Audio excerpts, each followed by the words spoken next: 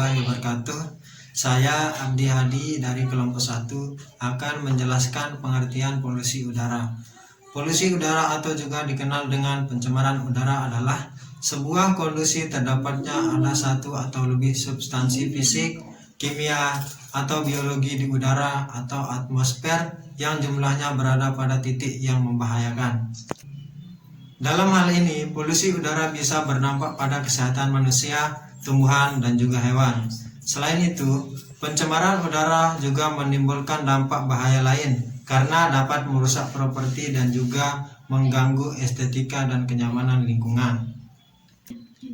Mungkin hanya ini yang dapat saya jelaskan, akan dilanjutkan oleh pemateri berikutnya. Sekian. Beberapa dampak yang ditimbulkan oleh polusi udara yaitu yang pertama yaitu dampak pada kesehatan. Salah satu dampak utama dari pencemaran udara dari polusi udara yaitu kesehatan manusia dan hewan seperti penyakit paru-paru dan saluran pernapasan di bagian atas. Yang kedua yaitu dampak ekonomi. Hasil kajian Bank Dunia menyatakan bahwa dampak ekonomi yang terjadi akibat adanya polusi udara di Indonesia menimbulkan kerugian sebesar 1,8 triliun rupiah. Sempat juga meningkat pada tahun 2015 mencapai 4,5 triliun rupiah. Yang ketiga yaitu dampak pada sosial. Karena udara yang kotor, orang-orang tidak bisa lagi menghirup udara yang sehat. Apalagi jika sedang terjadi polusi udara besar-besaran pada musim kemarau, di mana semua harus keluar menggunakan masker untuk melindungi diri. Yang keempat yaitu dampak pada pendidikan. Polusi udara dapat mempengaruhi penurunan fungsi kognitif dan ini berdampak juga pada tingkat kecerdasan seseorang. Yang kelima yaitu dampak pada pertanian. Di dunia pertanian mengalami dampak buruk akibat adanya polusi udara. Hal ini dikarenakan polusi udara akan mengganggu kinerja tumbuhan untuk berfotosintesis dan kemampuan pohon untuk tumbuh dan berkembang.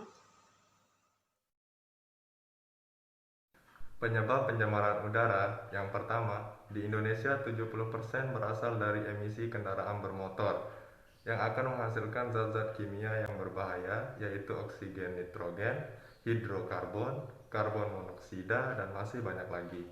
Dan yang kedua, kebakaran hutan.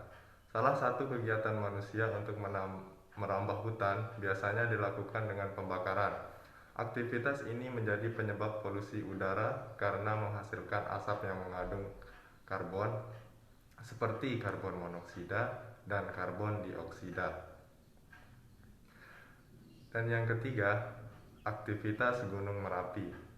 Letusan gunung akan mengeluarkan material halus berupa debu atau abu vulkanik yang mengandung silika dan juga mengeluarkan gas-gas seperti H2O, NO2, dan CO2.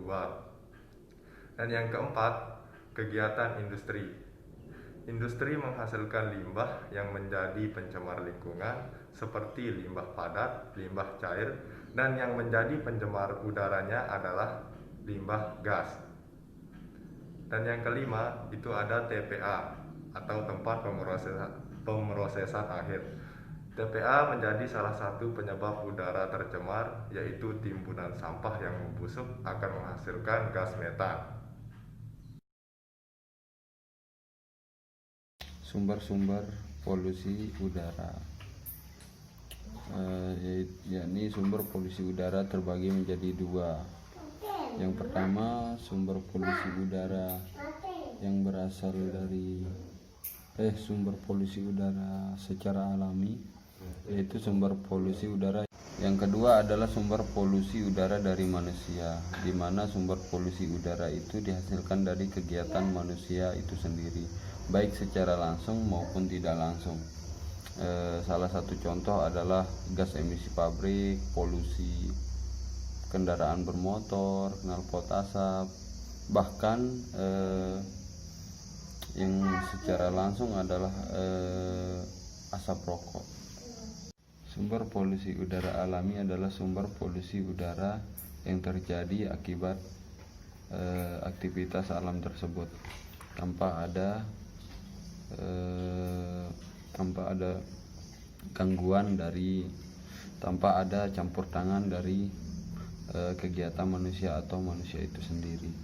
Salah satu contohnya adalah kebakaran hutan yang terjadi secara alami,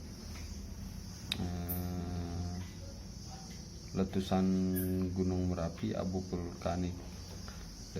Yang kedua adalah sumber polusi udara dari manusia, di mana sumber polusi udara itu dihasilkan dari kegiatan manusia itu sendiri, baik secara langsung maupun tidak langsung. Salah satu contoh adalah gas emisi pabrik, polusi kendaraan bermotor, knalpot asap, bahkan yang secara langsung adalah asap rokok. Jadi kesimpulannya adalah lebih bijaklah menggunakan atau memakai sesuatu yang bersifat akan menimbulkan pencemaran, baik itu pencemaran tanah, air, dan lain sebagainya. Karena jika pencemaran itu terjadi, maka ketidakseimbangan antara alam dan manusia akan berdampak pada manusia itu sendiri. Itu saja. Sekian dari saya. Wassalamualaikum warahmatullahi wabarakatuh.